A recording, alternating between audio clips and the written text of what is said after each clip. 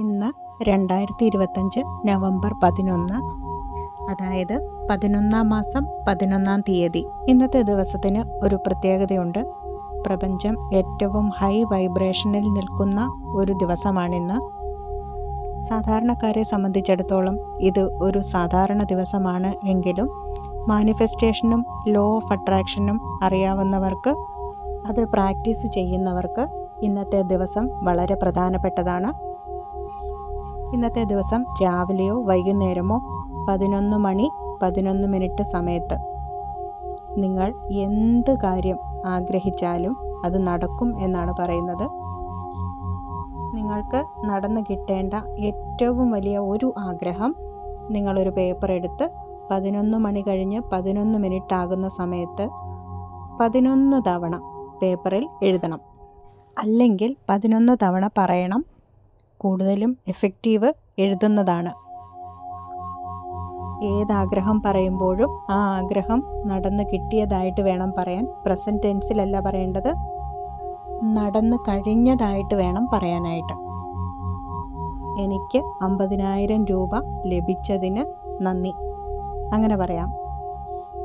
അല്ലെങ്കിൽ എനിക്ക് 1,00,000 രൂപ ലഭിച്ചു എന്ന് പറയാം. ഇങ്ങനെ നിങ്ങളുടെ ആഗ്രഹം എന്താണെങ്കിലും അത് 11 തവണ പറഞ്ഞ ശേഷം 3 തവണ യൂണിവേഴ്സിന് താങ്ക് യു പറയുക.